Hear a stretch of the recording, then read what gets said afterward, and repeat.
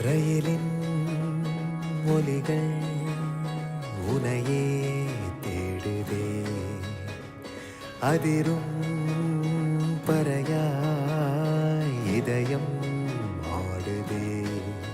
உந்தன் கை வீசிடும் பொய் ஜாடை என்னை ஏதே தோட்டத்தில் வீசுதே. உன் ஊர் தாண்டிடும் ரயில் பாலம் மேல் என் பூமி முடிந்து விடுதே.